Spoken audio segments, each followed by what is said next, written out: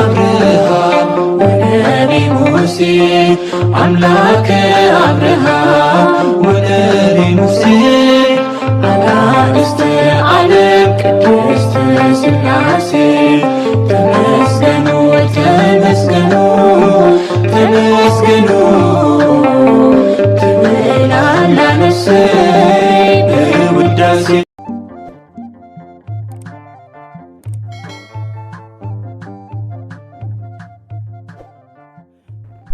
በስመ ሥላሴ በስመ አብ ወወልድ ወመንፈስ ቅዱስ አሐዱ አምላክ አሜን።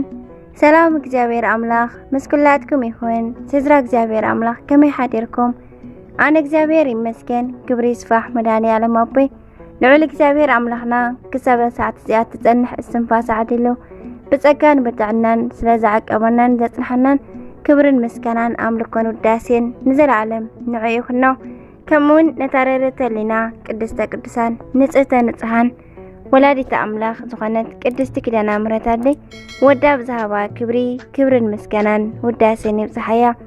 ከምውን ንኹሎም ቅዱሳና እግዚአብሔር አምላክና ብዛሃቦም ክብሪ ብዛሃቦም ጸጋ ከከመዓርጎም ክብርን ምስጋናን ዘለዓለም ንዖም ይኹን አሜን። ስንክሳር 21 ታሕሳስ ናይ ዕለቱ ስንክሳር ድሰምዕ ዘንብብ ፍቅሪ ጎይታ ኣብ ልቡ ይዕንብብ ሓለዋን ጸሎትን ናይ ቅዱሳን ደማ ይረክብ። ዝክረ ጻድቅ ለዓለም ይሄሉ ዝኽሪ ናይ ጻድቅ ንዓለም ይዝነብር አሜን። ንቅዱሳን ተማሕፀኑ ካብ ኩሉ ክፉእ ዘበለ ክድሕኑ አሜን። በስመ አብ ወወልድ ወመንፈስ ቅዱስ አሐዱ አምላክ አሜን።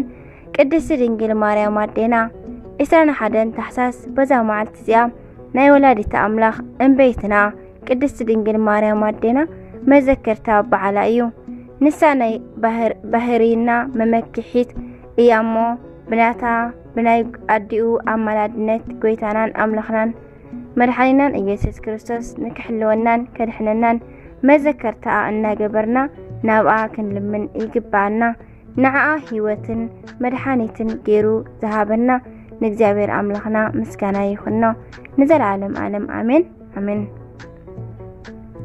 አርኪ ድማ ከምዚ ይብል ሰላም ለማርያም ዘተረከበት ዘርአ እንበለት ሰቀይ ጠለ ወእንበለት ስተይነቃ በዛቲ እለ ሶበ ጸለየ ጥቡአ ለይስሐቅ አስተየቶ አይቆነሃ ወፂአ ጸዳለ መብረቅ ጥቀ እንዘ ተጸድል ስብአ እሰግለች ማርያም ለልብየ በበረኪሁ ለይስሐቅ ገብርቺ ዘፈጸመምቺ ጻቀ ልቦናሁ ስምዒ ስእለትየ ለአጥዋ ምግባር ከማሁ እስመ አንቲ እግዝእትየ ለበርባና ተስፋሁ ዳዊትኒ ወደሰቺ ወሃለየቺ በመሰንቆሁ ይብል እግዚአብሔር አምላክ ጣዕምን ጸሎትን ፍቅርን ርህራሄን አማላድነትን ናይ ወላዲተ አምላክ ምስኩላትና ይኹን አሜን። ቅዱስ በርናባስ ሐዋርያ ከምውን በዛ መዓልቲ እዚኣ ትርጓሜ ስሙ ወልደ ኑዛዜ ወዲ ምጽንናዕ ዝኾነ ቅዱስ በርናባስ ሐዋርያ በሰማዕትነት ዓረፈ። እዚ ቅዱስ ሐዋርያ ካብ ሃገረ ቆጵሮስ ካብ ነገደ ሌዊ እዩ። ቀዳማይ ስሙ ዮሴፍ ነበረ። ናይ ክብሪ በዓል ቤት ጎይታና ድማ ቅድሚ መከራኡ ንኽሰብኩ ካብ ዝለኣኾም 72 ኣርድእቲ ሓደ ገይሩ ሓረዮ። ስሙ እውን በርናባስ ሰመዮ። ድሕሪ ዕርገተ ጎይታና ድማ መንፈስ ቅዱስ ጰራቅሊጦስ ኣብ ዝወረደሉ ጊዜ ንሱ እውን ምስ ሐዋርያት ጸጋ መንፈስ ቅዱስ ተቐበለ። ብስም ናይ ክብሪ በዓል ቤት ጎይታናን አምላኽናን መድኃኒናን ኢየሱስ ክርስቶስ እውን ሰበኸ። ግራት እውን ነበረ እሞ ሸጦ። ዋጋ እቲ ዝሸጦ ግራት ድማ ኣምፂኡ ኣብ ትሕቲ እግሪ ሐዋርያት ኣቐመጦ። ቅዱስ ጳውሎስ ኣሚኑ ናብ ሐዋርያት ኣብ ዝመጻሉ ጊዜ ንናይ ክብሪ በዓል ቤት ክርስቶስ ረድኡ ከም ዝኾነ ኣይኣመንዎን። እዚ በርናባስ ድማ ጎይታና ኣብ መንገዲ ከም ዝተገልጸሉን ከም ዝተናገሮን ንሱ እውን ብስሙ ንጎይታና ኢየሱስ ኣብ ደማስቆ ከም ዝመሃረ ነገሮም። ብድሕሪዚ ድማ ናይ እግዚአብሔር ስራሕ እናሰርሑ እናጾሙን እናጸለዩን እንተለው መንፈስ ቅዱስ ንሳውልን ንበርናባስን ኣነ ናብ ዝደለኹምዎ ስራሕ ፍለዩለይ በሎም። ብድሕሪዚ ድማ ጾሙን ጸለዩን ኣእዳዎም ኣብ ልዕሊኡ ወዲዮም አንቢሮም ወይካ ሸምዎም። እንኳብ መንፈስ ቅዱስ ተሸይሞም ድማ ናብ ሴሌውቅያ ወረዱ። ካብኡ ድማ ናብ ቆጵሮስ ከዱ። ኣብ ኩሉ ሃገራት እውን ቃል እግዚአብሔር መሃሩ። ኣብ ሃገረ ልስጥራን ንድዊ መጻጉዕ ምስ ኣሕወይዎ ደቂ ሃገረ ልስጥራን መስዋእቲ ክስውእሎም ደለዩ። ሐዋርያት ጳውሎስን በርናባስን ነዚ ሰሚዖም ክዳውንቶም ቀደዱ። ናብቶም ህዝቢ እውን ከዱ። ዓው ኢሎም ድማ አንቱም ሰባት እዚ ነገር እንታይ እዩ? ንሕና ከመኻትኩም እንመውት ሰባት ዶ ኣይኮናን ኢና?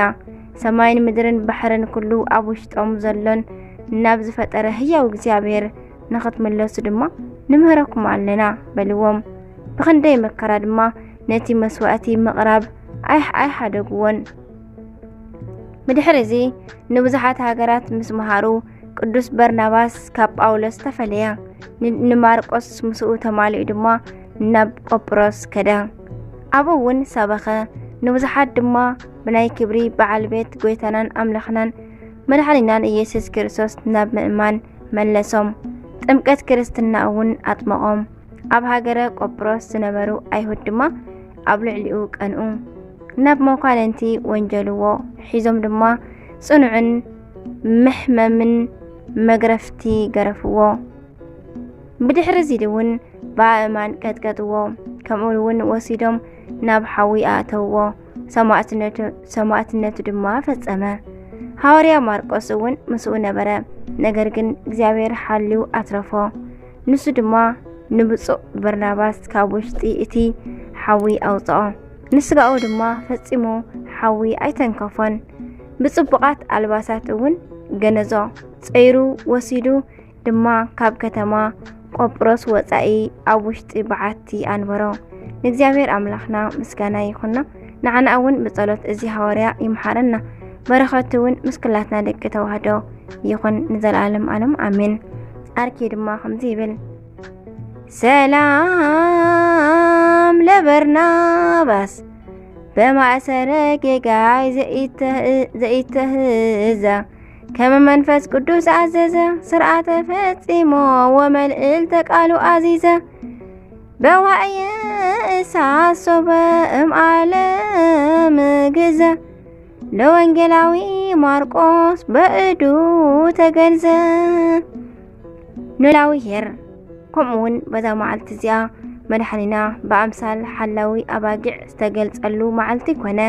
ምስጋና ንዑ ይኹኖ ንዘላለም ዓለም አሜን። ሰላም ለርደት ከዘእም ቅድመ ዓለም ሓላዊ ነበልባለ እሳት ውኡይ ለተዓጽፎ ኣባል ምድራዊ ኢየሱስ ክርስቶስ ወልደ አብ መለኮታዊ ይሰፈውከ መርኤትከ ለዘተዓቅብ ነላዊ ትቤዝዎሙ እምዓርዌ ነአዊ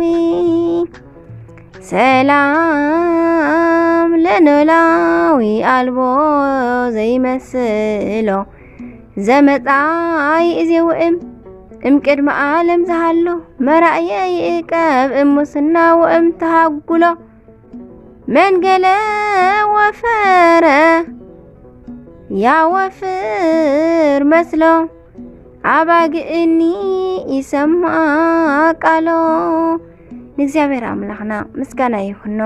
ንዓና እውን በጸሎት ቅዱሳኑ ይምሓረና ንዘለዓለም ዓለም አሜን አሜን አሜን አሜን። 21 ታሕሳስ ናይ ዕለቱ ስንክሳር ዓመታዊ ዝኽበሩ ድማ ኖላዊ ሄር፣ ቅዱስ በርናባስ ሐዋርያ፣ አባ ይስሐቅ ጻድቅ።